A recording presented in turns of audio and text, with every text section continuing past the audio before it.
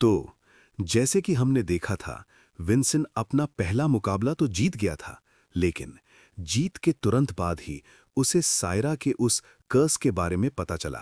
Vincent को समझ आ गया था कि केगन ने उस सैक्रिफिशियल हार्ट को इसी बर्फीले पहाड़ पर कहीं छिपाया है। जब तक वो दिल आजाद नहीं होता, सायरा का बचना नामुमकिन है। विंसेंट की आंखों के सामने एक खौफनाक मंजर तैर गया। जंजीरों में जकड़ी हुई दम तोड़ती सायरा। उसने जूलियन को एक कड़वा सच बताया। सायरा के पास अब सिर्फ 3 दिन बचे हैं। जूलियन सन रह गया। 3 दिन? पर भारी 3 दिन बाद ही तो दूसरा स्टेज शुरू होने वाला है। विंसेंट की आंखों में अंगारे दहक उठे। अगर अपने लोग ही नहीं रहे तो इस जीत का मैं अचार डालूंगा। मुझे पता है क्या जरूरी है। पिछले जन्म में भी अगर मेरे साथी जिंदा होते तो मुझे 10 साल काल कोठरी में नहीं सड़ना पड़ता। वापस लौटते वक्त जूलियन ने पूछा, तुझे इन काले जादू और श्रापों के बारे में इतना कैसे पता है? क्या तू पिछले जन्म में कोई काला जादूगर था? विंसेंट ने ठंडी आह भरी। नहीं, पर मैंने ये सब खुद पर झेला है। काजिन से हारने के बाद मुझे भी ऐसी ही जंजीरों में जकड़कर काल कोठरी में डाल दिया गया था, जहां एक कैदी के दिल की बलि देकर मेरा माना सील कर दिया गया था। अभी बातें चल ही रही थीं कि अचानक सायरा लड़खड़ा गई और बर्फ पर ढेर हो गई। विंसेंट चिल्लाया, सायरा! उसे तुरंत ट्रीटमेंट रूम ले जाया गया। हीलर्स के हाथ पांव फूल गए थे। उन्होंने कहा, हमने इसे अभी के लिए स्थिर तो कर दिया है, पर इसके लक्षण समझ से परे हैं। इसे राजधानी के बड़े मंदिर ले जाना होगा। पर विंसेंट जानता था कि यह श्राप इतनी तेज फैल रहा है कि राजधानी पहुंचने से पहले ही सायरा की जान चली जाएगी। उसने प्रीस्ट चैविन को उसकी देखभाल करने को कहा और खुद तूफान की परवाह किए बिना बाहर निकल पड़ा। चैविन चिल्लाता रहा, पागल हो गया है क्या? इस बर्फीले तूफान में कहां जा रहा है? पर विंसेंट अब रुकने वाला नहीं था। उसने कसम खाई, सामोन खानदान, इस बार तुम नहीं जीतोगे। मैं अपने किसी और करीबी को तुम्हारी गंदी चालों की भेंट नहीं चढ़ने दूंगा। पूनम की रात थी और बर्फीले जंगल में सिरी अपनी स्पिरिट ट्रेनिंग कर रही थी। तभी उसे फिर से वही रूहानी पुकार सुनाई दी, मदद करो। उसे एक सिहरन महसूस हुई। तभी अचानक विंसेंट बिजली की रफ्तार से उसके पास से गुजरा। सिरी ने उसे पहचान लिया। विंसेंट भाई, आप यहां? विंसेंट रुका और उसे सारी बात बताई कि वो सैक्रिफिशियल हार्ट को ढूंढ रहा है। सिरी ने अपनी जादुई समझ का इस्तेमाल किया। विंसेंट को लगा कि वो बली वाली चीज कोई छोटी सी होगी जिसे छिपाना आसान हो। विंसेंट कहता है कि अरे सिरी, बुरा मत मानना, मैं बस थोड़ा बड़बड़ा रहा था क्योंकि मैं बहुत जल्दी में हूं और मेरा दिमाग ठिकाने नहीं है। तभी सिरी घबराकर पीछे से चिल्लाती है कि विंसेंट रुको, मेरी बात तो सुनो, मैं तुम्हारी मदद कर सकती हूं। विंसेंट चौंक जाता है और कहता है कि क्या, तू और मदद? चल देखते हैं। नीचे बिस्तर पर सायरा बेदम पड़ी है और उस पर लानती जंजीरों वाला शापित सील कसा हुआ है। विंसेंट सिरी को कसकर पकड़ता है और सीधे जमीन की तरफ तेजी से गोता लगाता है। उड़ते वक्त सिरी नीचे की तरफ इशारा करते हुए कहती है कि विंसेंट वो देखो, वहां उस घाटी में मुझे आत्मा की आवाज सुनाई दे रही है। विंसेंट कहता है कि ठीक है, कस के पकड़ ले। दोनों बिजली की रफ्तार से घाटी की दीवार की तरफ बढ़ते हैं।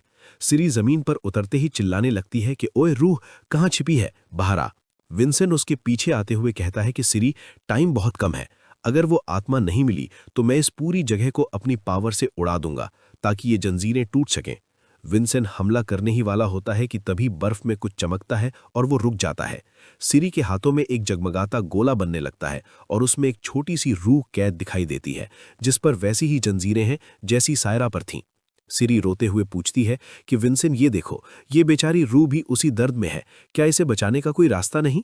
विंसेंट गंभीर होकर जवाब देता है कि नहीं सिरी, इसे बलि चढ़ाया जा चुका है और अब इसका बचना नामुमकिन है। इसे आजाद कर दे ताकि ये शांति से मर सके। सिरी जज्बाती होकर कहती है कि नहीं, मैं इसे ऐसे तड़पते हुए नहीं देख सकती। विंसेंट, एक रास्ता है। सिरी जमीन पर बैठकर एक जादुई घेरा बनाना शुरू कर देती है और विंसेंट ये देखकर हक्का बक्का रह जाता है। वो कहता है कि पागल हो गई है क्या सिरी? तू इसके साथ स्पिरिट कॉन्ट्रैक्ट कर रही है। अगर तूने इससे नाता जोड़ लिया तो वो बंधन इस शापित जंजीर को तोड़ देगा। तभी रूह की जंजीरें चटकने लगती हैं और कड़ाके की आवाज के साथ सील टूट जाती है। सिरी खुशी से झूमते हुए कहती है कि बच गई। विंसेंट देखो, श्राप टूट गया और रूह मेरे हाथों में चहक रही है। विंसेंट मुस्कुराते हुए सिरी की तारीफ करता है और कहता है कि मान गई सिरी, तूने कमाल कर दिया। तभी अचानक आसमान में रोशनी की एक विशाल तलवार चमकती है और विंसेंट की आंखें लाल हो जाती हैं। वो कहता है कि कोई आ रहा है। सिरी के ठीक पीछे एक काली परछाई उभरती है जिसकी आंखें खून की तरह लाल है। विंसेंट बिजली की तेजी से लपकता है और एक जोरदार हमला करता है जिससे घाटी की दीवारें हिल जाती हैं। विंसेंट दहाड़ते हुए पूछता है कि सामने आ डरपोक, कौन है तू और यहाँ क्या कर रहा है। तभी अंधेरे से कागन सामन बाहर आता है और गुस्से में कहता है कि विंसेंट, तेरी हिम्मत कैसे हुई सामन खानदान की पवित्र रस्म में टांग अड़ाने की। विंसेंट नफरत से कहता है कि कागन सामन, तू यहाँ खुद आया है। कागन कहता है कि तूने इस बलि को रोककर हमारे खानदान का अपमान किया है और ये एक बड़ा सियासी झगड़ा बन सकता है। अब चुपचाप उस रूह को नीचे रख और यहां से चली जा सिरी, मैं सब रफा दफा कर दूंगा। विंसेंट गुस्से में चिल्लाता है कि दफा हो जाऊं, तू सायरा के कत्ल को महज एक परंपरा कह रहा है। कागन हैरानी से पूछता है कि अच्छा, तो तुझे पता था कि सायरा को मरना ही था। वो लेक्चर देते हुए कहता है कि लोग ऊंच नीच और क्लास में पैदा होते हैं और वही उनकी भूमिका तय करती है। विंसेंट गुस्से में दांत पीसते हुए उसके शब्द को दोहराता है कि क्लास। विंसेंट कागन की क्लास वाली बात को चुनौती देते हुए कहता है कि ये ऊंच नीच का ड्रामा बनकर। कागन सीना ठोककर दावा करता है कि वो और विंसेंट उस ऊंची क्लास से ताल्लुक रखते हैं जिन्हें किस्मत का बोझ उठाने के लिए चुना गया है। विंसेंट पलटवार करते हुए कहता है कि दुनिया में बहुत से लोग ऐसे हैं जिन्हें तुम्हारी तरह ये सुख सुविधाएं और विशेषाधिकार विरासत में नहीं मिले। कागन अपनी बात पर अड़ा रहता है और कहता है कि हम आम लोगों से अलग हैं और जो कोई भी अपनी हद पार करने की कोशिश करेगा उसे सजा मिलनी ही चाहिए। जैसे जैसे कागन के प्लान की धज्जियां उड़ने लगती हैं, वो गुस्से में बड़बड़ाने लगता है। कागन उसकी बात से सहमत होते हुए कहता है कि जो हमारे खिलाफ खड़े होंगे उन्हें सजा भुगतनी होगी। वो विंसेंट को समझाता है कि एक ही क्लास के साथी होने के नाते उसे समझना चाहिए कि दूसरों पर राज करना हमारा हक है। तभी अचानक एक जोरदार नीली रोशनी का प्रहार होता है जिससे पूरी जगह कांप उठती है। कागन बड़े आराम से उस हमले को अपनी तलवार पर रोक लेता है और उसके चेहरे पर शिकन तक नहीं आती। विंसेंट अपनी तलवार के पीछे से उसे घूरते हुए कहता है कि तुम सामन लोग 500 साल बाद भी नहीं बदले। विंसेंट की ये बात सुनकर कागन सन रह जाता है। विंसेंट साफ लफ्जों में कहता है कि जिसे तू अपना हक कह रहा है, मेरी नज़र में वो सरासर गलत है। विंसेंट के गुस्से को देखकर कागन चिढ़ने के बजाय और खुश होता है। विंसेंट शांति से कहता है कि तेरी ये तेज नजरें ही गवाह है कि मैं तेरे खिलाफ खड़ा रहूंगा। कागन समझ जाता है और कहता है कि हम दोनों कभी दोस्त नहीं बन सकते और वक्त ही बताएगा कि हम में से किसकी सोच सही है। विंसेंट मनी मन ठान लेता है कि इस दुश्मनी का फैसला आने वाली एक्सचेंज मीटिंग में ही होगा। दोनों अपनी तलवारें एक दूसरे के सामने तान देते हैं और एक नई दुश्मनी की शुरुआत होती है। उसी पल सायरा के हाथ पर बंधी वो शापित जंजीर टूटकर बिखर जाती है और सायरा धीरे धीरे होश में आने लगती है। जब उसकी आंख खुलती है तो वो खुद को बिस्तर पर पाती है और वहां मौजूद हीलर खुशी से झूम उठता है। विंसेंट दौड़ते हुए कमरे में आता है और घबराकर सायरा की हालत के बारे में पूछता है। हीलर मुस्कुराते हुए उसे बताता है कि सायरा को अभी होश आया है। विंसेंट तुरंत उसका हाथ दिखाने को कहता है और जब सायरा अपना हाथ आगे बढ़ाती है तो वो देखता है कि जंजीर का निशान पूरी तरह मिट चुका है। विंसेंट चैन की सांस लेता है जबकि सायरा उसे बड़ी हैरानी से देखती रह जाती है। हीलर उसे याद दिलाता है कि दूसरे राउंड के लिए अब सिर्फ 2 दिन बचे हैं और क्या वो तैयारी करेगा। विंसेंट पूरे जोश में कहता है कि बिल्कुल, मैं कागन जैसे इंसान से हार नहीं मान सकता।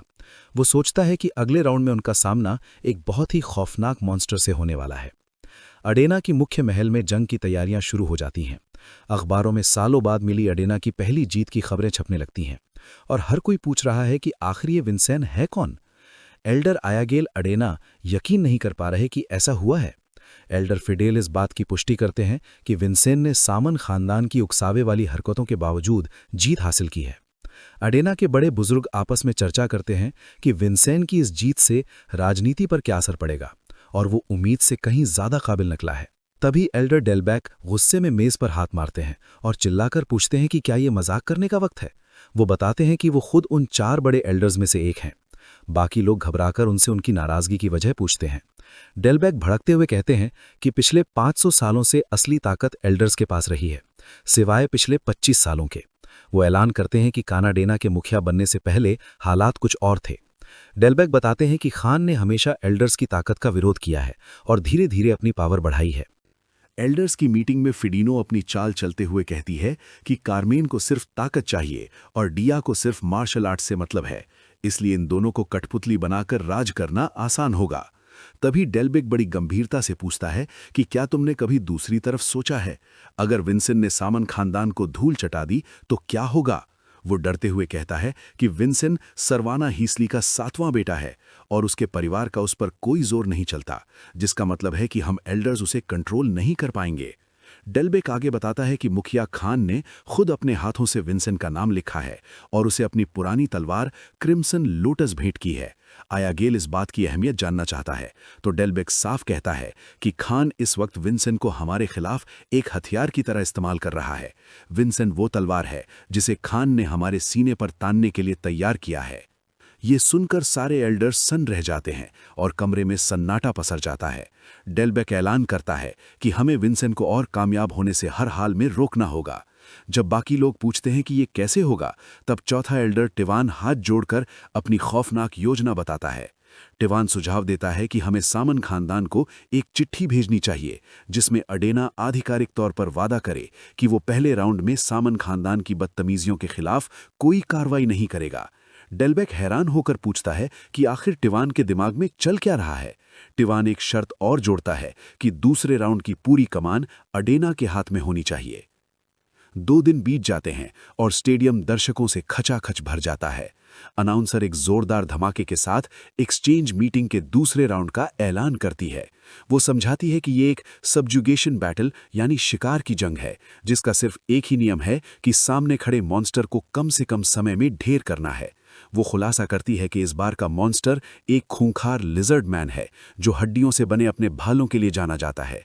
वो लिजर्ड मैन अखाड़े में आते ही अपनी ताकत का मुजाहरा करता है और उसके भाले के प्रहार से जमीन में गहरा गड्ढा बन जाता है। लिजर्ड मैन तब चकरा जाता है जब उसका दुश्मन अचानक उसकी आंखों के सामने से गायब हो जाता है। जजों को लगता है कि वो भाग गया, लेकिन लाल बालों वाली ऑफिसर कहती है कि ऊपर देखो, आसमान से सीधे लिजर्ड मैन की तरफ झपट्टा मारता है।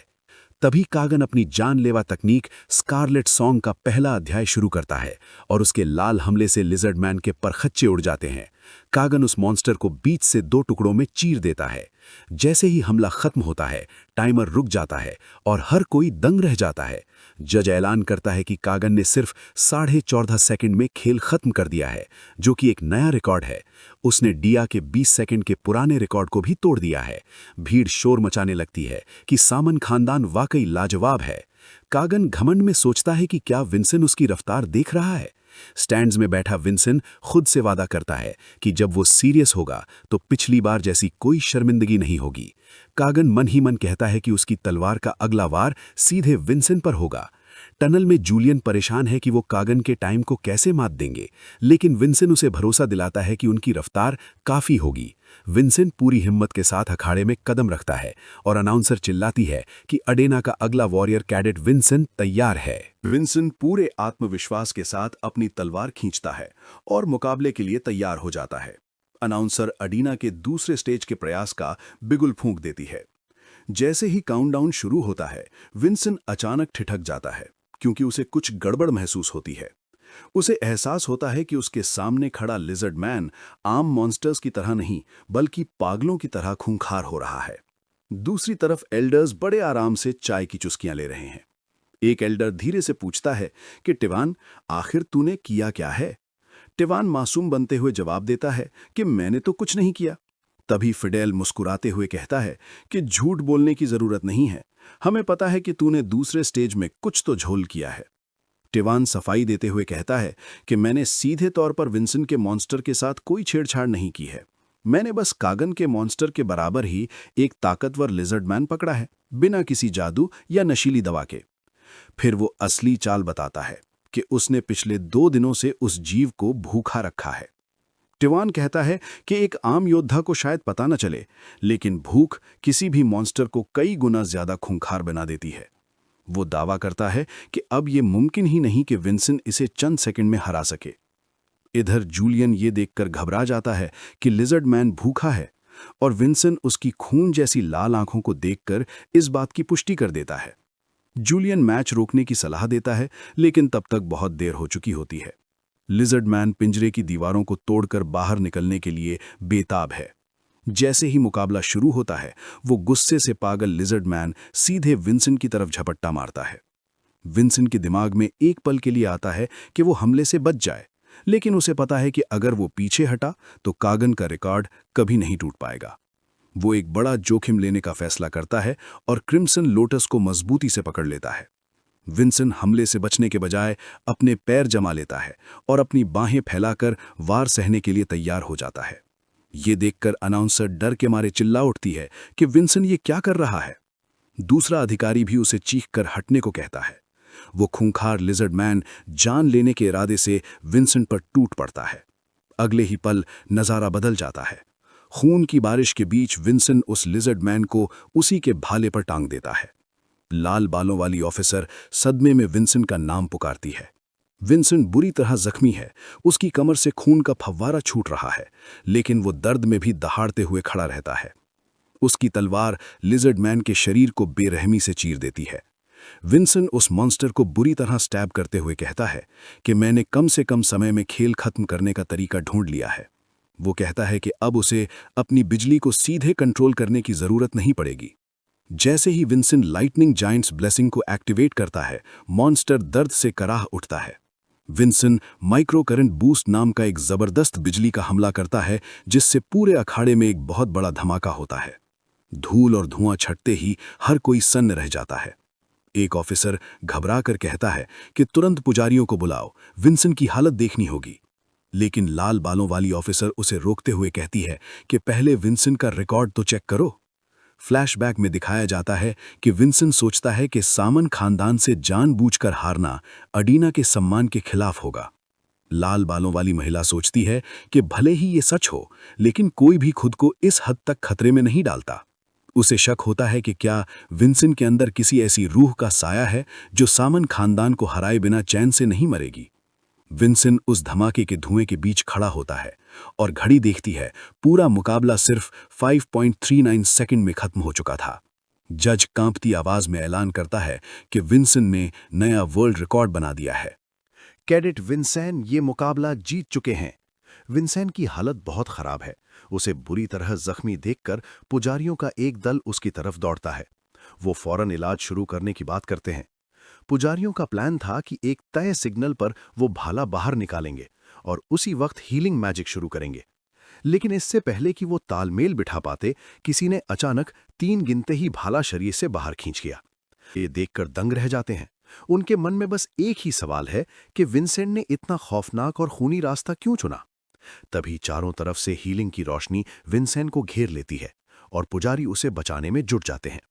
जैसे जैसे विंसेंट की आंखों के सामने अंधेरा छाने लगता है, उसके चेहरे पर एक अजीब सी जीत की मुस्कान होती है। उसे बस इस बात का सुकून है कि उसने कागन को हरा दिया।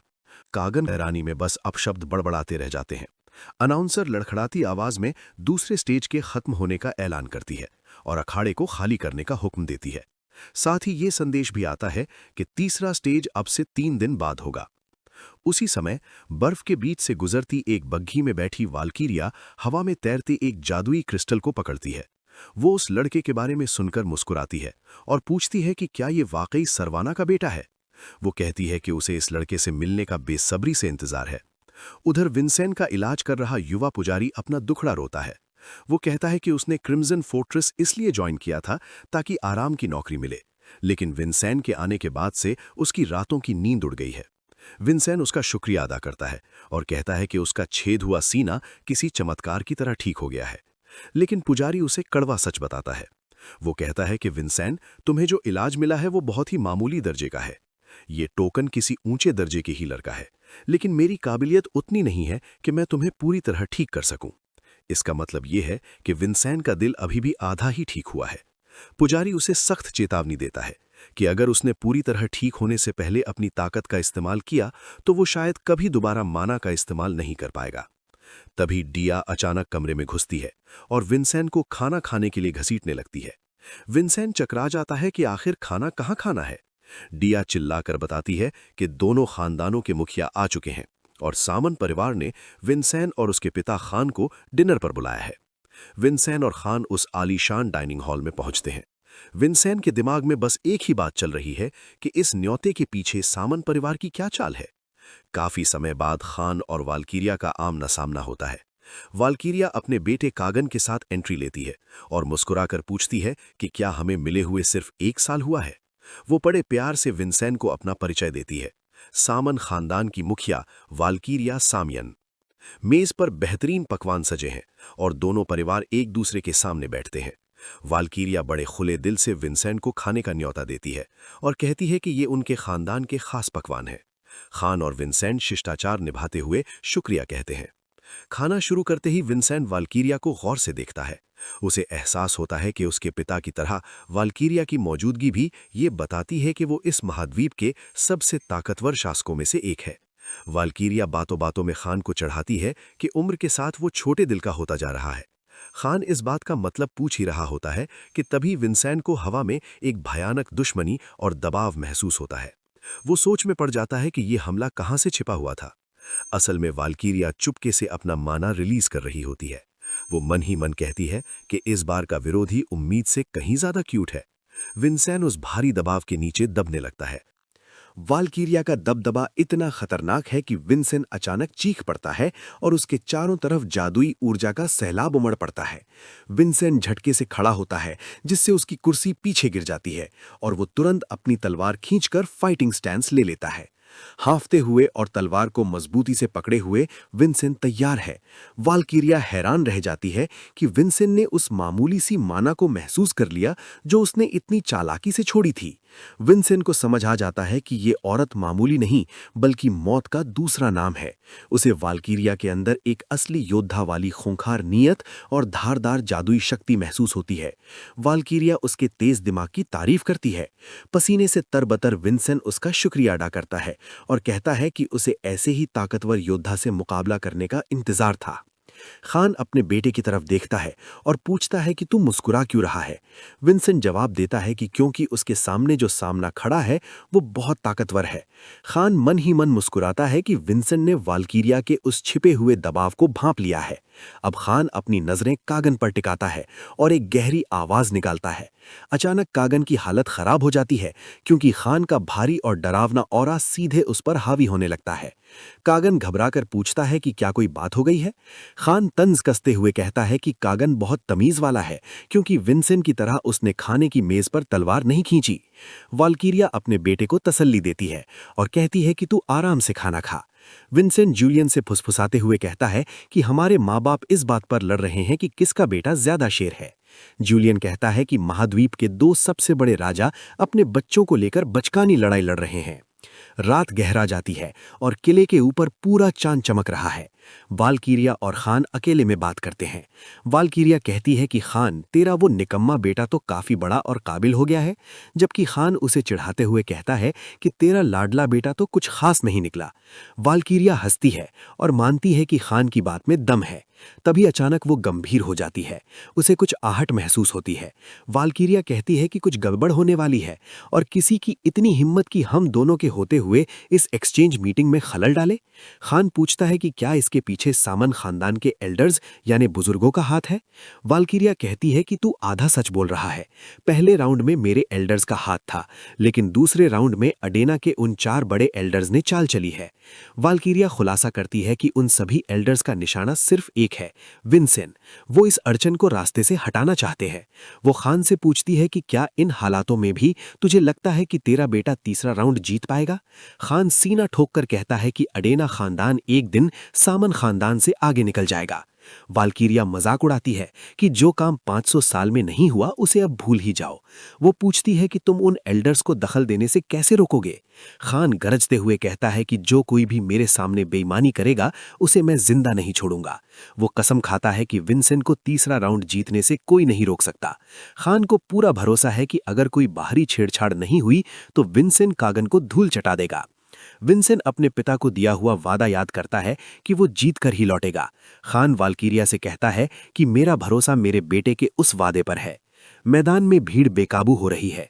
लोग चर्चा कर रहे हैं कि अडेना ने पहले 2 राउंड तो जीत लिए हैं, लेकिन असली दंगल तो इस तीसरे राउंड यानी स्पैरिंग राउंड में होगा। तभी सबकी नजरें स्टैंड्स की तरफ जाती हैं, जहां वाल्कीरिया सामय्यन खुद पहुंच चुकी हैं। खान भी अपनी कुर्सी संभालता है और पूरा स्टेडियम इस ऐतिहासिक मुकाबले के इंतजार में थम जाता है। मैदान के बीचों बीच महाद्वीप के 2 सबसे बड़े योद्धाओं की मौजूदगी ने माहौल को गर्मा दिया है। चारों तरफ बस एक ही शोर है कि आज अडेना और सामन खानदान की किस्मत का फैसला होने वाला है। तालियों की गड़गड़ाहट के बीच अनाउंसर चिल्लाती है, दोस्ती के इस विनिमय समारोह एक्सचेंज मीटिंग का आखिरी और सबसे बड़ा मुकाबला शुरू होता है। कागन के शरीर से दहकती हुई माना निकलने लगती है। वो पूरी तरह से तैयार है। दूसरी तरफ विंसेंट की आंखें भी लाल अंगारे की तरह चमक उठती हैं। जूलियन खीरे से विंसेंट को याद दिलाता है कि तेरा शरीर अभी पूरी तरह ठीक नहीं है, संभल कर। विंसेंट जवाब देता है कि मुझे याद है। वो मन ही मन सोचता है कि उसका घायल दिल सिर्फ एक परम प्रहार झेल सकता है।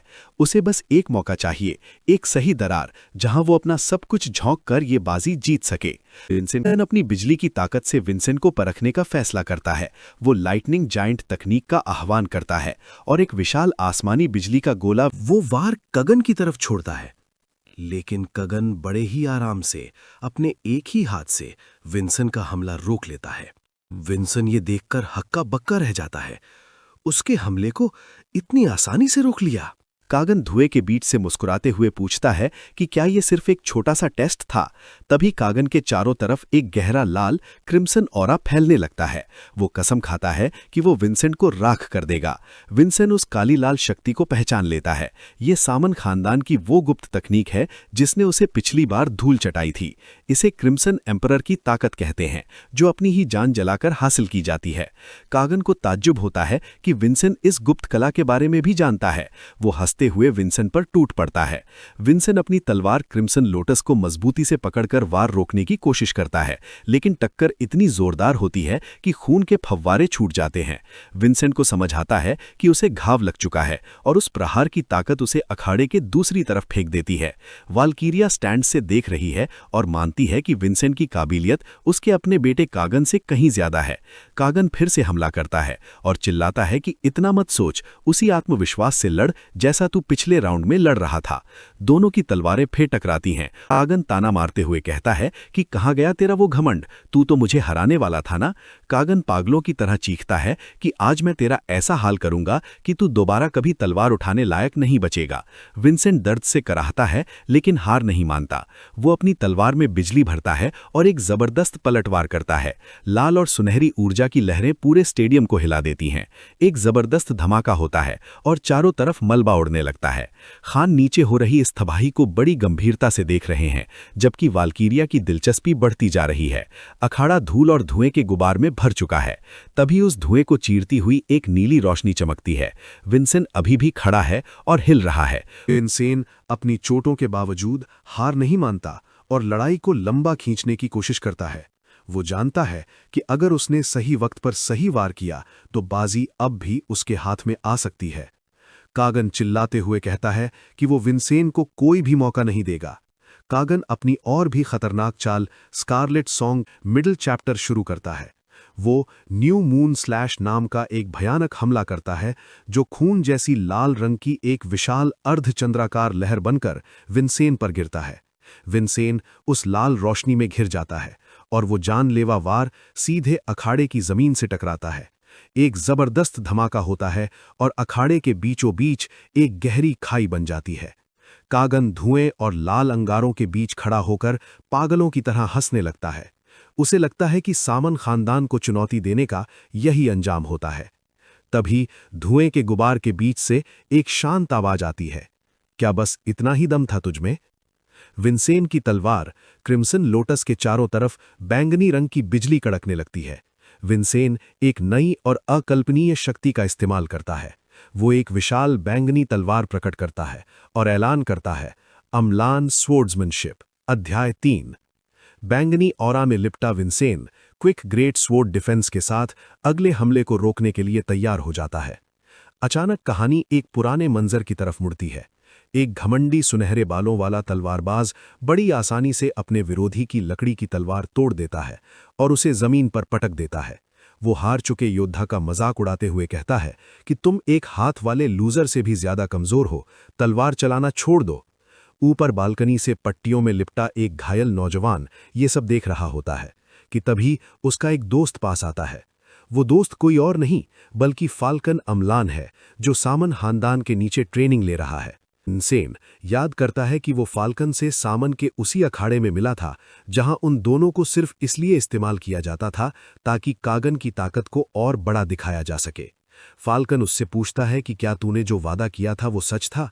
क्या तू वाकई एक दिन इस खूंखार और गॉड लेवल टैलेंट वाले कागन को हरा पाएगा? विंसेन शांति से कबूल करता है कि हाँ, भले ही ये सपना बेवकूफ़ी भरा लगे, पर यही मेरा सच है।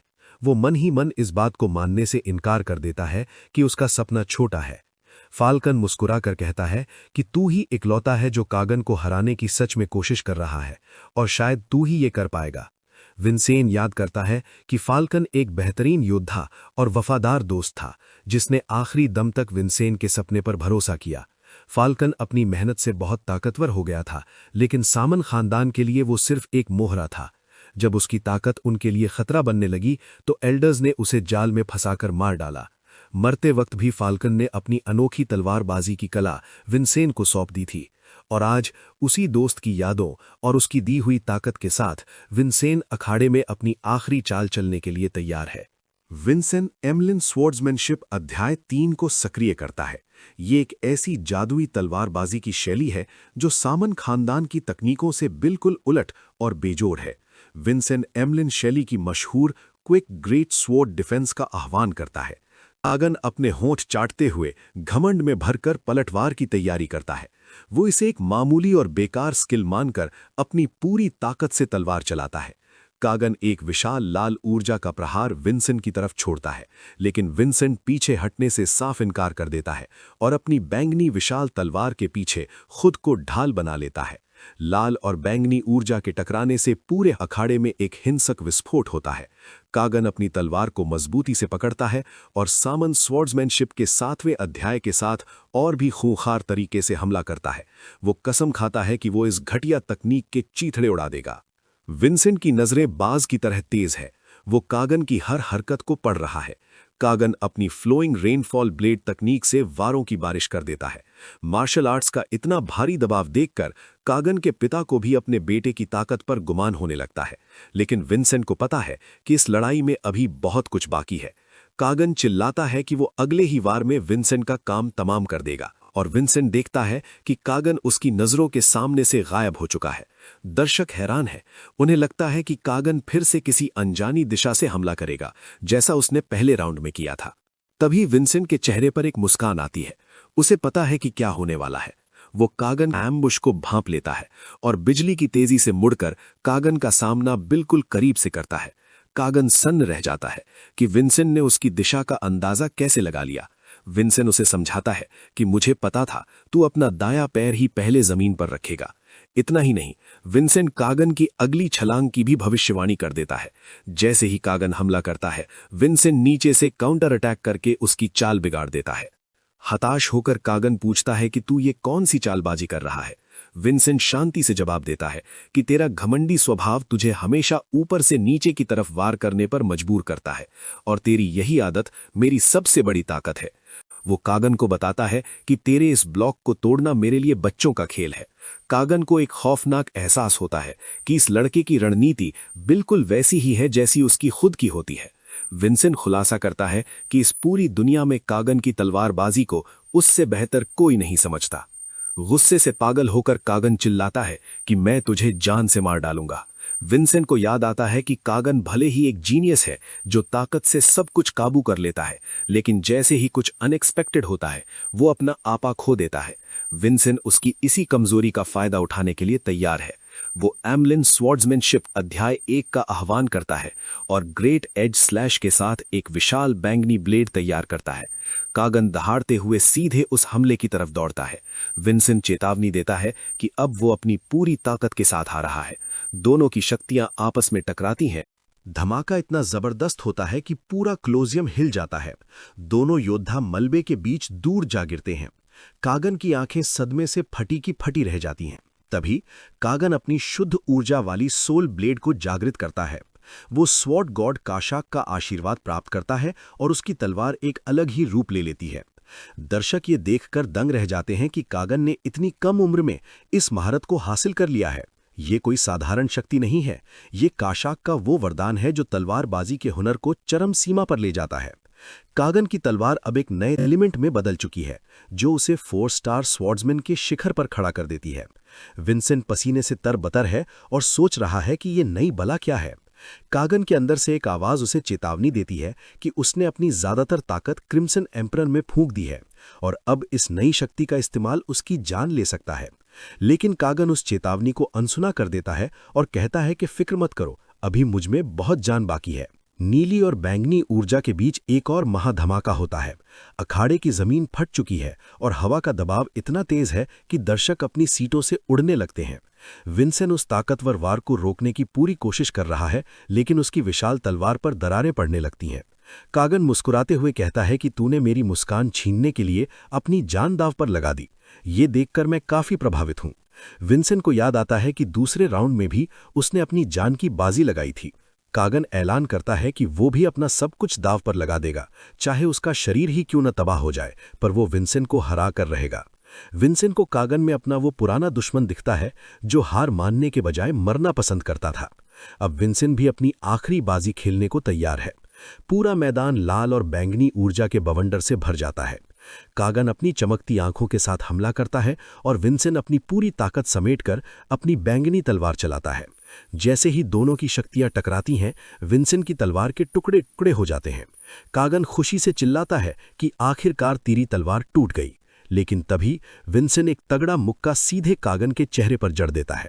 कागन दर्द से कराहता हुआ अखाड़े की दीवार से जा टकराता है। कागन फिर से खड़े होने की कोशिश कर रहा है, तलवार अब भी उसके हाथ में है। विंसेंट दूर खड़ा होकर देख रहा है कि दोनों ने अपने शरीर को आखिरी हद तक निचोड़ लिया है। कागन फैसला करता है कि अब आखिरी वार ही सब तय करेगा। वो अपनी तलवार उठाता है और स्कारलेट सॉन्ग की परम तकनीक लॉन्च करता है। विंसेंट इसका जवाब अपने एब्सोल्यूट स्वॉर्ड स्लैश के लाइटनिंग जाइंट फाइनल फॉर्म से देता है। सुनहरी बिजली और लाल लहरें अखाड़े के बीचों बीच टकराती हैं। दोनों के जीवन का सबसे बड़ा और आखिरी अध्याय शुरू हो चुका है। बिजली से लैस वो एब्सोल्यूट स्वॉर्ड स्लैश अपने शिकार को चीरते हुए एक जबरदस्त धमाके के साथ फटता है। पूरा अखाड़ा उस विनाशकारी ऊर्जा की चपेट में आ जाता है। कागन, जो अब अधमरा और लगभग अंधा हो चुका है, उसे एहसास होता है कि उसकी आंखों की रोशनी जा रही है। तभी उसे अपने ऊपर एक और बड़े खतरे का एहसास होता है। विंसेंट अपनी बैंगनी विशाल तलवार के साथ मौत बनकर उस पर झपटता है। कागन को बहुत देर से समझ आता है कि पिछला बड़ा हमला तो सिर्फ एक दिखावा था, असली वार तो अब होने वाला है। विंसेंट दहाड़ते हुए चिल्लाता है, सामियान, अब अपनी आंखों से देख, क्योंकि इस पल के बाद सब कुछ बदल जाएगा। विंसेंट का वो बैंगनी प्रहार कागन को चीर देता है और इसी के साथ ये ऐतिहासिक मुकाबला खत्म होता है। अनाउंसर की कांपती हुई आवाज गूंजती है, यंग मास्टर कागन अब लड़ने की हालत में नहीं है। खून से लथपथ विंसेंट अपने हारे हुए दुश्मन के सामने खड़ा है। उसकी आंखें अब भी अंगारे की तरह दहक रही हैं। अधिकारी ऐलान करते हैं, कैडेट विंसेंट और अडेना खानदान इस तीसरे राउंड के विजेता हैं। पूरा स्टेडियम पागलों की तरह शोर मचाने लगता है। अडेना खानदान की इस बरसों पुरानी जीत और विंसेंट की बेमिसाल काबिलियत को देखकर हर कोई दंग है।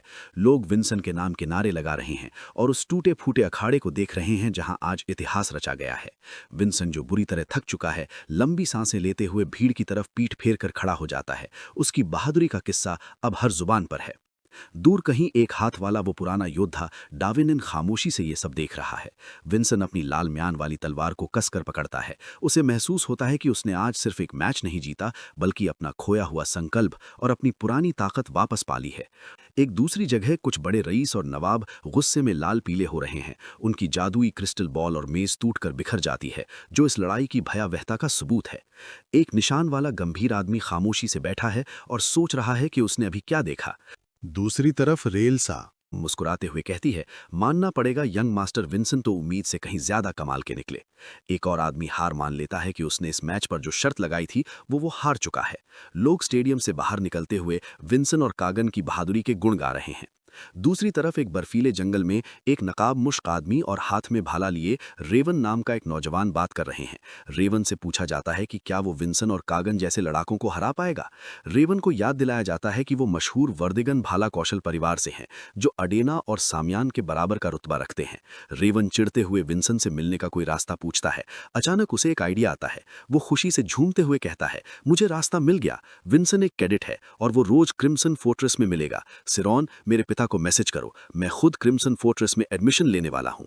जब विंसेंट की आंखें खुलती हैं, चारों तरफ अंधेरा है और जगह बिल्कुल अनजानी है। उसे याद है कि उसने कागन को हराया था और वो आराम कर रहा था, पर अब वो फोर्ट्रेस में नहीं है। उसके चारों तरफ उसके पुराने और दर्दनाक अतीत के मंजर तैर रहे हैं। विंसेंट को शक होता है कि वो अपनी ही यादों से बनी एक जादुई दुनिया में फंस चुका है। अंधेरे के बीच से पीले और डरावने पंजों वाले हाथ विंसेन की तरफ बढ़ने लगते हैं। उसके अतीत के वो खूंखार योद्धा जिनकी आंखें खून की तरह लाल हैं, उसे चारों तरफ से घेर लेते हैं। विंसेन उन्हें पहचानकर खौफ से भर जाता है। वो मॉन्स्टर जैसे दिखने वाले नाइट्स दहाड़ते हुए उसकी तरफ लपकते हैं। विंसेन अपनी तलवार खींचता है और चिल्लाते हुए उन पर बैंगनी रंग के वारों की बौछार कर देता है। इस खून खराबे के बीच उसे एक जानी पहचानी दहशत महसूस होती है। ये वही काली ताकत है, आर्क डेमन डवेनिन की बुरी रूह।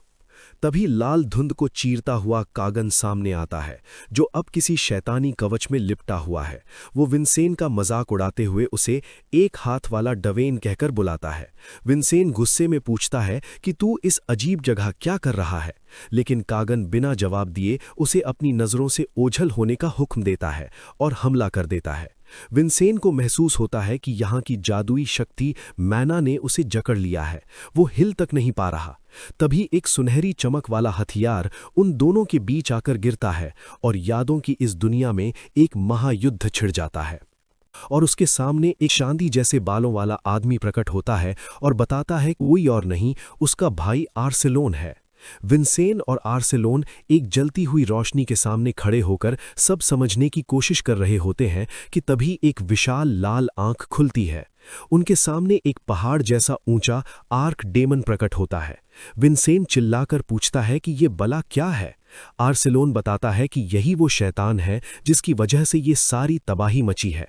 आर्सेलोन विंसेन को आगाह करता है कि उस शैतान ने उसे देख लिया है और अब विंसेन को अपनी असली ताकत वापस पानी ही होगी।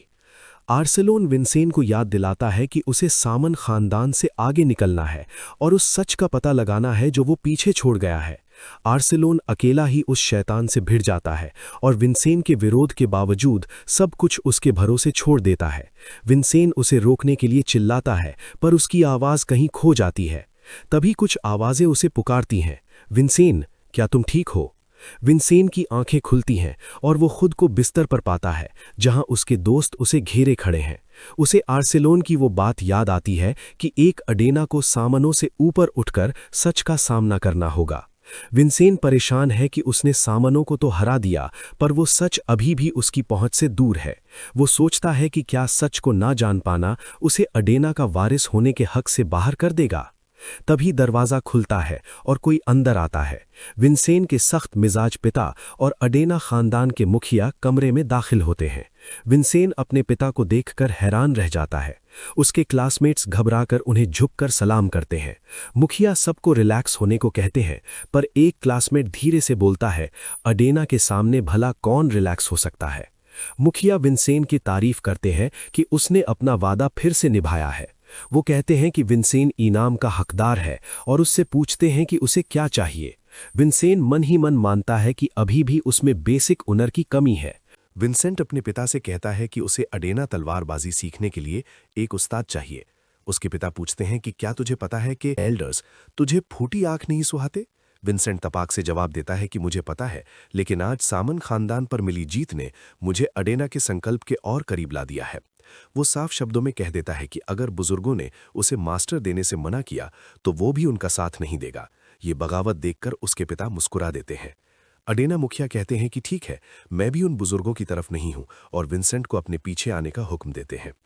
दोनों नीचे की मंजिल पर पहुंचते हैं, जहां उनकी मुलाकात राइल्सा और एक लाल बालों वाले शूरवीर नाइट से होती है। विंसेंट राइल्सा का अभिवादन करता है और फिर उस लाल बालों वाले योद्धा की तरफ मुड़ता है। उसे देखते ही विंसेंट के होश उड़ जाते हैं। वो कोई और नहीं, सर मर्लिन है। विंसेंट को याद आता है कि बहुत समय पहले उसने कसम खाई थी, वो हमेशा याद रखेगा। मर्लिन ये जानकर भावुक हो जाता है कि विंसेंट ने वाकई उसका नाम याद रखा। राइल्सा बताती है कि मर्लिन एक 8 स्टार योद्धा है जिसके पास लाइटनिंग जाइंट की शक्ति है, और उसने ही विंसेंट के लिए मर्लिन के नाम की सिफारिश की है। मर्लिन अपना पूरा परिचय देते हुए कहता है कि वो येलो ड्रैगन यूनिट के तहत व्हाइट स्वॉर्ड यूनिट का वाइस कैप्टन है। जब वो अपना पूरा नाम मर्लिन फेलर बताता है तो विंसेंट के पैरों तले जमीन खिसक जाती है। विंसेंट मन ही मन चिल्लाता है, फेलर, यही तो आर्सेलोन का असली सरनेम था। कहानी अब सामन खानदान के महल की तरफ मुड़ती है। वहां की महारानी कागन से पूछती है कि क्या तुझे समझ आया कि तू हारा क्यों? वो उसे समझाती है कि विंसेंट ने उसकी चालों को भांप लिया था और कागन जज्बाती होकर अपना आपा खो बैठा था। वो चेतावनी देती है कि इस हार ने उसकी बाजू पर एक कलंक लगा दिया है। कागन माफी मांगता है तो महारानी का लहजा थोड़ा नर्म होता है। वो कहती हैं कि हार से इंसान बहुत कुछ सीखता है, लेकिन अगर उसने दोबारा वही गलती दोहराई तो वो खुद उसके हाथ पैर काट देंगी। कागन डर के मारे कांपते हुए वादा करता है कि वो ये चेतावनी याद रखेगा। अचानक कागन की आंखों में लाल रोशनी चमकती है और उसके अंदर की एक शैतानी आवाज उसे उकसाती है, लेकिन वो महारानी के सामने शांत रहने की कोशिश करता है। कागन के पीछे उसके पूर्वजों की एक काली परछाई उभरती है, जिसे वो मन ही मन पुकारता है। वो साया जवाब देता है और अपना पूरा ध्यान डैवन अडेना पर टिका देता है, जिसे वो एक हाथ वाला डैवन कहता है। वापस परिचय वाले सीन में मर्लिन फिर से खुद को मर्लिन फेलर के रूप में पेश करता है। विंसेंट फिर से चौंक कर पूछता है कि क्या आपने वाकई फेलर कहा। वो आर्सेलोन के कनेक्शन के बारे में सोचने लगता है। मर्लिन पूछता है कि क्या इस नाम से कोई परेशानी है। रायल्सा समझाती है कि फेलर एक बहुत पुराना खानदान है जो लंबे समय से सेवा कर रहा है, जिनका रैंक न बहुत ऊंचा है और न बहुत नीचा। विंसेंट निजी तौर पर सोचता है कि अगर फेलर्स ने अपना नाम बदलकर अडेना कर लिया था तो अब भी फेलर खानदान का अस्तित्व कैसे बचा है। रायल्सा बताती है कि मर्लिन का रजिस्ट्रेशन हो चुका है और कल से वो विंसेंट का उस्ताद बनकर ट्रेनिंग शुरू करेगा। मर्लिन पहले ही माफी मांग लेता है कि अगर वो थोड़ा सख्त हो जाए तो बुरा मत मानना, और विंसेंट भी बड़े अदब से सीखने का वादा करता है। अडेना मुखिया विंसेंट को और भी ज्यादा मेहनत करने का आदेश देते हैं। मुखिया मन ही मन सोचते हैं कि विंसेंट को कुछ बहुत बड़ा करना होगा, क्योंकि असली सच अभी किसी को नहीं पता और विंसेंट को ही उस सच की तलाश करनी होगी। उधर दूसरी तरफ अडेना खानदान के बुजुर्गों की टोली में खौफ का माहौल है। एक डरा हुआ एल्डर चिल्लाकर कहता है कि जिस बात का डर था वही हो गया। विंसेन अब कोई मामूली कैडेट नहीं रहा, वो सामन खानदान को धूल चटाने वाला हीरो बन चुका है।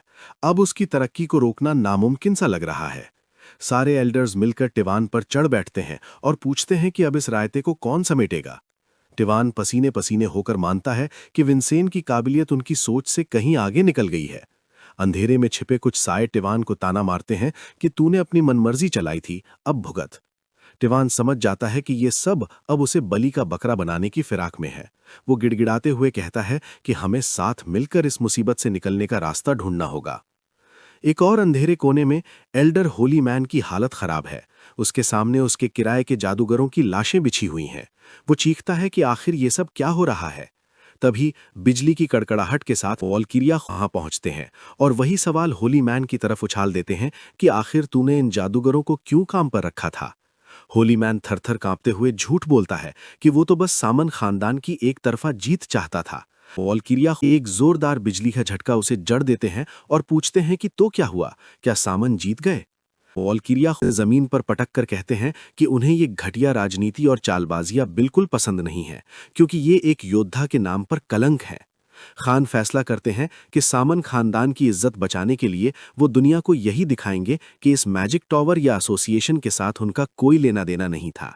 वो होली मैन को हुक्म देते हैं कि अब अपनी राजनीति बंद कर और घर बैठकर बागबानी कर, वरना अंजाम बुरा होगा। डरा हुआ होली मैन गायब होने का वादा करता है। बाद में महल के गलियारे में चलते हुए होली मैन एक जादुई क्रिस्टल के जरिए टिवान से संपर्क करता है और उस पर बरस पड़ता है। वो चिल्लाता है कि टिवान ने अपना वादा क्यों नहीं निभाया और दूसरे तीसरे राउंड में विंसेन को क्यों नहीं रोका। टिवान सफाई देता है कि वहां खान और वॉल्किरिया खुद मौजूद थे, इसलिए वो कुछ नहीं कर पाया। होली मैन चेतावनी देता है कि अगर ऐसा ही रहा तो विंसेन को रोकने की सारी जिम्मेदारी हम पर आ जाएगी। टिवान कहता है कि एल्डर्स असली खतरा नहीं है, असली खतरा तो ऊपर की बैठी बड़ी शक्तियां हैं जिनकी नजरों में हम खटकने लगे हैं। अंत में दोनों इस नतीजे पर पहुंचते हैं कि विंसेन को जितनी जल्दी हो सके रास्ते से हटाना ही होगा। कहानी वापस विंसेन की तरफ मुड़ती है, जो अपने बिस्तर पर लेटा हुआ है। उसे इस बात की जरा भी भनक नहीं है कि उसके दुश्मन उसकी मौत का जाल बुन चुके हैं।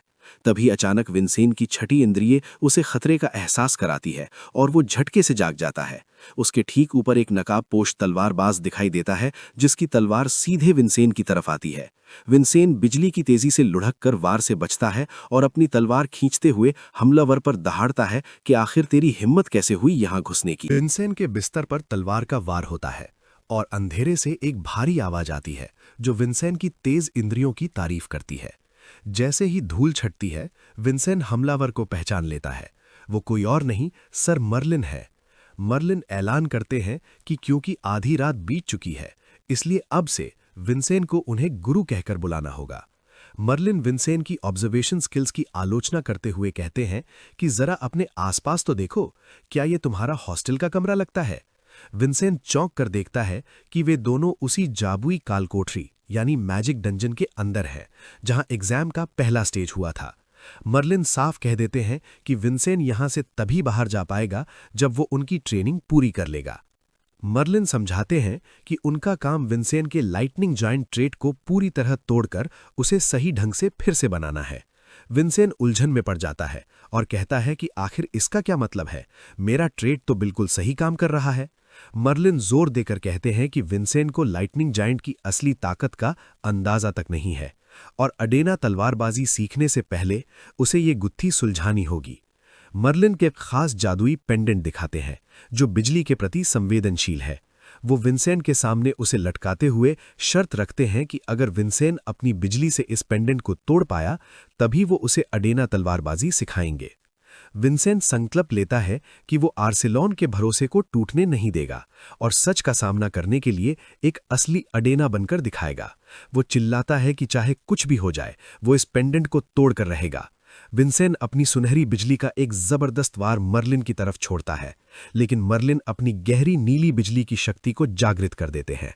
मर्लिन की बिजली का एक विशाल स्तंभ विंसेन पर गिरता है और उसे झकझोर कर रख देता है। विंसेन किसी तरह खुद को संभालता है, लेकिन तभी उसकी आंखें फटी की फटी रह जाती हैं। उसके सामने आसमान को छूता हुआ एक देवता जैसा लाइटनिंग जायंट खड़ा है। मर्लिन गरजते हुए कहते हैं कि इसे गौर से देखो विंसेन, ये है लाइटनिंग जायंट का असली रूप। विंसेन ने आज तक जितनी भी बिजलियां देखी थीं, ये उन सब से कहीं बड़ी और खौफनाक थीं। मर्लिन अपनी पूरी ताकत झोंक देते हैं और वो विशाल जायंट अपना हथियार उठाकर विंसेन पर कहर बनकर टूटता है। एक भयानक धमाके के साथ विंसेन हवा में उड़ जाता है और दर्द से कराहते हुए दूर जा गिरता है। टूटी हुई जमीन पर पड़ा विंसेन सोचता है कि आखिर ये नीली बिजली क्या बला है, ये उसकी या मालोन की बिजली जैसी बिल्कुल नहीं है। मर्लिन ईमानदारी से कबूल करते हैं कि उनके पास सलीके से पढ़ाने का टैलेंट नहीं है, इसलिए उन्होंने ये खौफनाक और सीधा रास्ता चुना है। वो कसम खाते हैं कि जब तक विंसेन असली लाइटनिंग जायंट को समझ नहीं जाता, तब तक उनकी ये नीली बिजली विंसेन पर इसी तरह बरसती रहेगी। वक्त गुजरता है और अकेडमी की आम जिंदगी फिर से शुरू हो जाती है। एक छोटा सा चमकता हुआ जीव अकेडमी के दफ्तरों से गुजरता है, जहां टीचर्स कागजों के ढेर के बीच सो रहे हैं। वो जीव भीड़-भाड़ वाले आंगन से होते हुए एक हुड पहने और हाथ में छड़ी लिए रहस्यमयी आदमी के पीछे हो लेता है। अंधेरे गलियारे में हुड पहने वो रहस्यमयी आदमी कोई और नहीं, टिवान है, जो अब छिपकर अपनी चाली चल रहा है। वो छोटा सा चमकता जीव टिवान के पीछे पीछे एक खाली हॉस्टल के कमरे में घुस जाता है, जहां अचानक एक नीला जादुई पोर्टल बनने लगता है। विंसेंट की ट्रेनिंग को शुरू हुए 1 हफ्ता बीत चुका है और अब वो पोर्टल पूरी तरह खुल चुका है। नजारा बदलता है एक बर्फ से ढके पहाड़ी रास्ते की तरफ। वो छोटा जीव बर्फ से बाहर निकलता है और बड़े जोश में अपना परिचय देता है। सिरी को अपने स्पिरिट पैकपॉक से रिपोर्ट मिलती है और वो मान लेती है कि यंग मास्टर सहित सब ठीक होंगे। सिरी पैकपॉक की तारीफ करती है, लेकिन उसकी चिंता देखकर वो भी भावुक हो जाती है।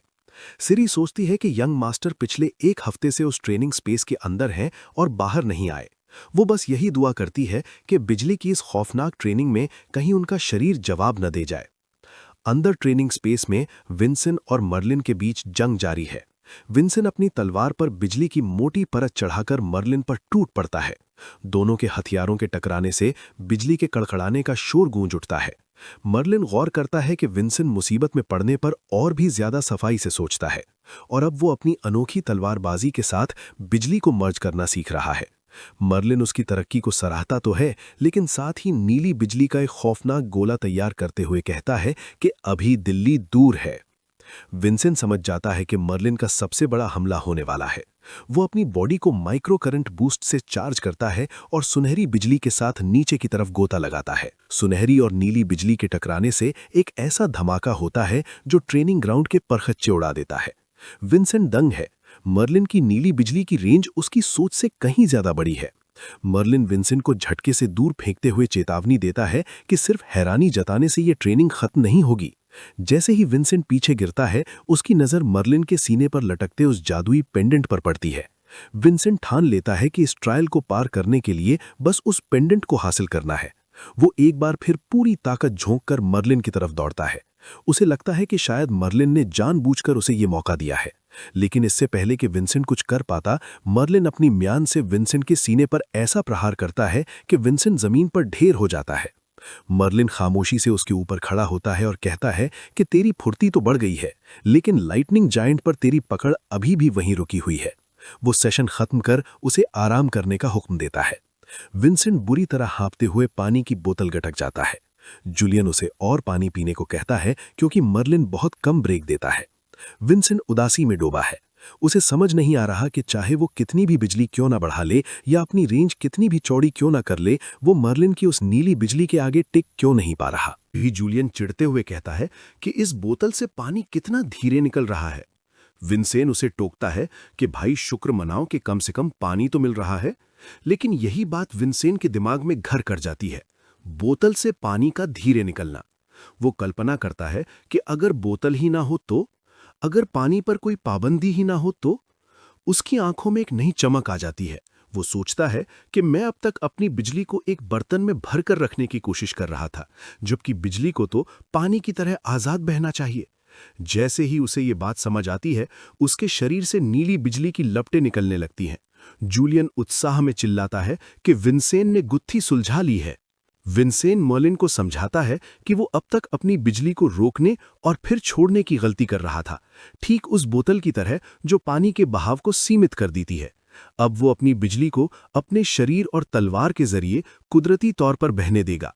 विंसेंट अपनी पूरी ताकत के साथ मर्लिन की तरफ नीली बिजली का एक समंदर छोड़ देता है। मर्लिन मुस्कुराते हुए कहता है, चलो कम से कम सबक तो सीख लिया, लेकिन असली इम्तिहान तो उस पेंडेंट को तोड़ना है। दोनों के बीच फिर से जंग छिड़ जाती है। इस बार विंसेंट की रफ्तार और जानलेवा नियत देखकर मर्लिन भी हैरान है। विंसेंट हवा में छलांग लगाता है और एक जबरदस्त एरियल अटैक करता है। पूरा अखाड़ा नीली रोशनी से भर जाता है। मर्लिन खुद को संभालने के लिए जमीन पर 2 लकीरें खींचता है, लेकिन तभी उसकी नजर विंसेंट के पैरों की मूवमेंट पर पड़ती है। वो पहचान जाता है कि ये रायल्सा की सिखाई हुई तकनीक है। विंसेंट अपनी ग्रेट स्वॉर्ड स्प्लिटिंग स्लैश के साथ हमला करता है, लेकिन मर्लिन बड़ी शांति से कहता है कि वो और रायल्सा बरसों पुराने दोस्त हैं और वो उसकी हर चाल को अच्छी तरह जानता है। मर्लिन विंसेंट के हमले को बीच से चीर देता है और विंसेंट को पीछे हटने पर मजबूर कर देता है। विंसेंट को एहसास होता है कि उसका सबसे बड़ा पत्ता यानी ट्रम्प कार्ड भी फेल हो गया है। वो कुछ पल के लिए जम जाता है, लेकिन तभी उसकी नज़र मर्लिन के चेहरे पर मौजूद उस पुराने जख्म के निशान पर पड़ती है। विंसेंट उस गहरे जख्म को देखकर भांप लेता है कि मर्लिन को कभी ऐसी हार का सामना करना पड़ा था जहां उसे संभलने तक का मौका नहीं मिला। एक योद्धा के लिए ऐसा निशान सिर्फ एक चोट नहीं, बल्कि एक करारी हार की याद होता है। विंसेंट अपनी पूरी ताकत समेटकर मर्लिन के उसी जख्मी हिस्से पर वार करता है। मर्लिन का ध्यान भटकता है और पेंडेंट हवा में उछल जाता है। विंसेंट बीली की तेजी से लपककर पेंडेंट को मुट्ठी में भींच लेता है और अपनी पूरी माना उसमें झोंक देता है। एक जोरदार धमाके के साथ वो पेंडेंट चकनाचूर हो जाता है। विंसेंट थकान के मारे वहीं ढेर हो जाता है, लेकिन उसके हाथ में अभी भी उस टूटे हुए पेंडेंट की डोरी है। मर्लिन अपने गाल के उस जख्म को छूता है जहां से विंसेंट का वार अभी अभी गुजरा था। वो हैरान है कि इतनी कम उम्र में इस लड़के के पास इतना तजुर्बा और चालाकी कहां से आई। मर्लिन मुस्कुराते हुए ऐलान करता है, विंसेंट, तुम पास हो गए। अब मैं तुम्हें अडेना खानदान की असली तलवारबाजी सिखाऊंगा। विंसेंट की खुशी का ठिकाना नहीं रहता, लेकिन मर्लिन उसे फौरन चेतावनी देता है कि आगे की ट्रेनिंग अब तक की मुश्किलों से कहीं ज्यादा दर्दनाक होने वाली है। कुछ दिन बीत जाते हैं और एकेडमी में विंसेंट के दोस्त इस बात पर हैरान हैं कि वो 1 हफ्ते तक उस बंद जगह में बिना रुके लड़ता रहा। सिरी घबराती हुई विंसेंट के पास आती है और उसे एक दस्तावेज यानी डॉक्यूमेंट थमाती है। वो बताती है कि विंसेंट के नाम एक खास मिशन आया है। विंसेंट और उसके दोस्त जब उसे पढ़ते हैं तो दंग रह जाते हैं। एक रैंक 9 के कैडेट को वो मिशन दिया गया है जो आमतौर पर रैंक 7 के अनुभवी योद्धाओं को मिलता है। जूलियन की नज़र एक और बारीक चीज पर पड़ती है। इस मिशन की रिक्वेस्ट खुद अडेना एल्डर्स ने की है, जिसे देखते ही सबके माथे पर पसीना आ जाता है। दोस्त साथ चलने की जिद करते हैं, लेकिन विंसेंट खामोश रहता है। वो समझ जाता है कि ये मिशन नहीं, बल्कि उसे रास्ते से हटाने के लिए बुना गया एक जाल है। हेडमास्टर के ऑफिस में मर्लिन भी विंसेंट को अकेले जाने से मना करता है, पर विंसेंट अडिग है। वो कहता है, गुरुजी, एल्डर्स ने ये जाल जानबूझकर मेरे लिए बुना है। अगर मैं इस जाल से सही सलामत निकल गया तो यही मेरी जीत होगी। वो आगे कहता है कि उसे एक ऐसा सच ढूंढना है जिसके लिए उसे और भी ताकतवर बनना होगा। अगर इस सच की तलाश में वो एल्डर्स की राजनीति का शिकार होता है तो उसे ये मंजूर है, क्योंकि वो भी एक अडेना है और वो अपने खानदान की जिम्मेदारियों से पीछे नहीं हटेगा। वो उसे आधिकारिक तौर पर मिशन पर जाने की इजाज़त दे देते हैं और उसे क्रिम्सन फोर्ट्रेस की मर्यादा बनाए रखने की हिदायत देते हैं। विंसेंट गर्व से अपना परिचय देता है और कसम खाता है कि वो टीक्यू के इस मिशन को अंजाम तक पहुंचाकर ही दम लेगा। बर्फ से ढकी एक छत पर लेटी हरका बड़े आराम से सुस्ता रही है, जैसे उसे दुनिया की कोई फिक्र ही ना हो। तभी एक दूसरा इंस्ट्रक्टर वहां पहुंचता है और उस पर काम चोरी का इल्जाम लगाता है। हरका मुस्कुराते हुए कहती है कि वो बस एक छोटा सा ब्रेक ले रही है। दोनों विंसेंट के नए मिशन के बारे में बात करते हैं। हेडमास्टर को हैरानी होती है कि हरका जैसे बेपरवाह इंसान को कैडेट्स में इतनी दिलचस्पी कब से होने लगी। हरका पूछती है कि आखिर एल्डर्स में से किसने विंसेंट को ये मिशन दिया है। हेडमास्टर बताते हैं कि नाम तो एल्डर्स का है, लेकिन इसके पीछे असली हाथ एल्डर टिवान का है।